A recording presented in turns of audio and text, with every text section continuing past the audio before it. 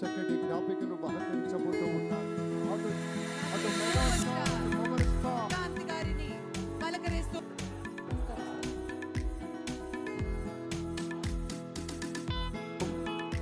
మహోన్నతత్వం పరిమళించేటువంటి మేరు నగధీరులంతా ఒక వేదిక మీద మన నరేంద్ర మోదీ బాబు నాయుడు గారు, మన పవన్ కళ్యాణ్ గారు, మన గవర్నర్ గారు, ఇతర మంత్రివర్గ సభ్యులు अद्भुतమైనటువంటి ఛాయాచిత్రం. बहुत बहुत धन्यवाद माननीय श्री हमारे प्रधानमंत्री जी को हमारे सभी के ओर से धन्यवाद गुजारना चाहते हैं.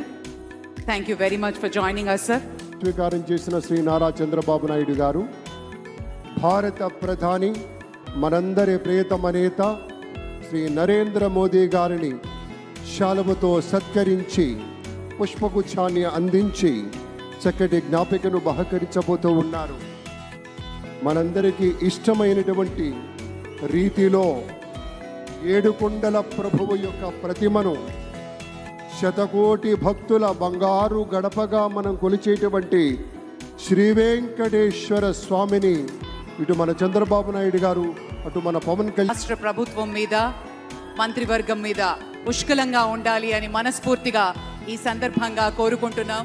విశ్వ ప్రపంచంలో భారతదేశ పేరు పేరున వెళ్ళి పలకరిస్తున్నటువంటి శుభవేళ పద్మభూషణ్ మన megastar Chiranjeevi, megastar power star, అటు మెగాస్టార్ ఇటు power star.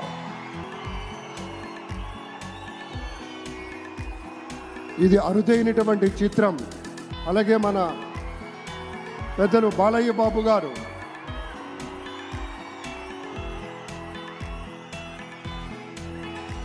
Super star Thalaivar Rajinikanth గారిని పలకరిస్తున్నారు ప్రధాని. వారి What a sight, దంపతుల్ని ladies and gentlemen.